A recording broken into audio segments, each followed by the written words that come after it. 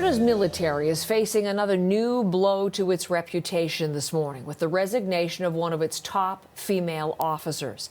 Lieutenant Colonel Eleanor Taylor is leaving the forces in disgust, she says, over the sexual misconduct reports now rocking the military's highest ranks. CBC News has obtained a copy of a resignation letter condemning what she calls the systemic issue of sexual misconduct and the military's failure to hold its leaders accountable. In Ottawa this morning, Ashley Burke is live with us. Ashley has been doing the reporting on this and has more about Lieutenant Colonel Taylor and why she has now resigned.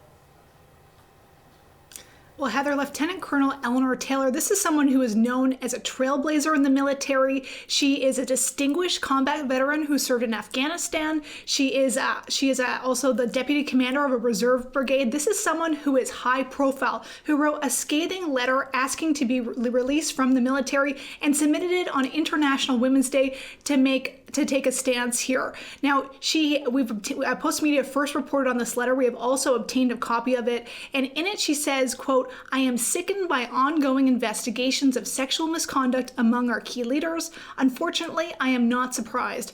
I am also certain that the scope of the problem has yet to be exposed. Throughout my career, I have observed insidious and inappropriate use of power for sexual exploitation. I've been both a victim of and participant in the damaging cycle of silence, and I'm proud of neither. I'm not encouraged that we are investigating our top officers. I am disgusted that it has taken so long for us to do so." So some pretty strong language there. And in terms of the resignation itself, someone, as you say, so highly regarded, the resignation and then the way in which she's resigned and the language she's used in that resignation letter, what does it mean for the military, Ashley? This has sent shockwaves through the Canadian Armed Forces, who is obviously dealing with a series of issues here in terms of key leaders who have been are now under investigation or are facing allegations of inappropriate behavior in the past, in some cases including subordinates.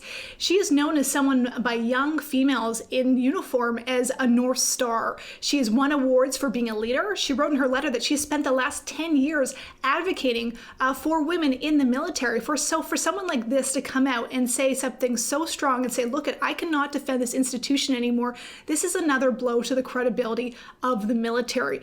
In her letter, she also suggests that they should drop the name Operation Honor, which is the campaign that was launched in 2015 to stamp out sexual misconduct. She says the effort should go on, but that name is now harmful, that leaders have poisoned it, and that it should be dropped because it no longer has any meaning.